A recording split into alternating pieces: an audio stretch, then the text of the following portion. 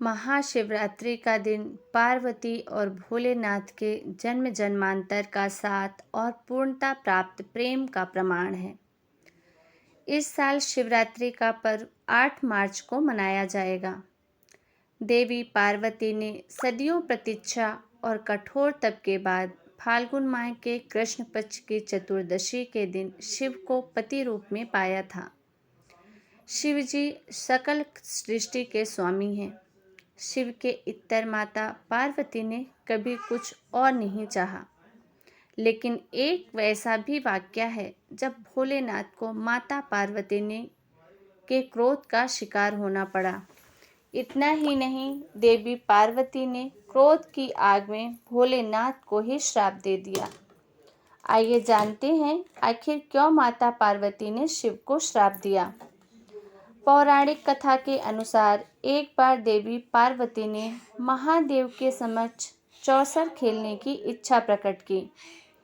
भोलेनाथ ने देवी के प्रस्ताव को स्वीकार कर लिया। चौसर का खेल शुरू हुआ। हर चाल में देवी पार्वती भगवान भोलेनाथ को मात दे रही थी। खेल में भगवान शिव सब कुछ पार्वती जी के हाथों हारने के बाद पत्तों का वस्त्र पहनकर गंगा के तट पर चले जाते हैं।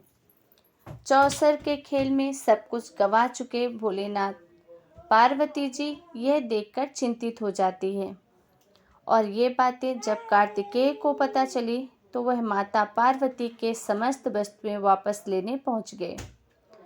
लेकिन देवी ने खेल के नियम के अनुसार वस्तुएं देने से इनकार कर दिया।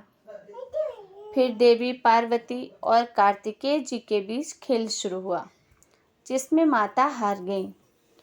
कार्तिकेय शंकर जी का सारा सामान लेकर वापस चले गए।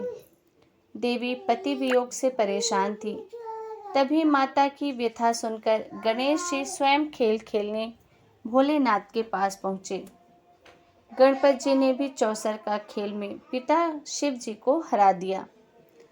अपनी जीत की खुशी का समाचार गणपति जी ने माता को सुनाया तो उन्होंने पिता को पुनः कैलाश पर लाने की बात कही। गणपति जी ने दोबारा प्रयास किया, लेकिन शिव नहीं माने, और इस बार भोलेनाथ के भक्त रावण ने गणेश जी के वाहन मूषक को बिल्ली का रूप धारण करके डराकर भगा दिया। शिव जी ने कहा कि अगर पार्वती जी फिर से खेल खेलने को राजी होंगी तो वह लौट जाएंगे।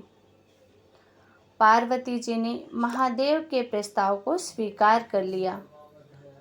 चूंकि अब शंकर जी अपना सब कुछ हार चुके थे, ऐसे में पार्वती ने उनसे पूछा कि अब उनके पास खेल में हारने के लिए क्या है। तो इस पर नारद जी ने अपनी वीणा शिव जी को सौंप दी। खास बात यह है कि इस खेल में भगवान विष्णु ने भोले शंकर की इच्छा से पासा का रूप धारण कर लिया था। अब खेल में भोलेनाथ हर बार जीतने लगे।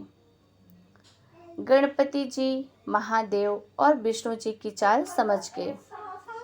उन्होंने सारा वृत्तांत माता को बताया तो वह भयंकर क्रोधित हो गई। उसी समय रावण ने माता को समझाने का प्रयास किया, लेकिन उनका क्रोध शांत नहीं हुआ तथा क्रोधवश उन्होंने भोलेनाथ जी को शाप दे दिया कि उनके सिर पर सदैव गंगा की धारा का बोझ रहेगा। वहीं इस खेल में शिव का साथ देने पर रावण को भी श्राप दिया कि एक दिन भगवान विष्णु जी ही उसका अंत करेंगे। तो दोस्तों, ये जानकारी कि हम पुष्टि नहीं करते, तथ्यों के आधार पर ये जानकारी एकत्रित की गई है। ऐसे ही वीडियो देखने के लिए आप हमारे चैनल को सब्सक्राइब करें। तब तक आप सभी को राम राम।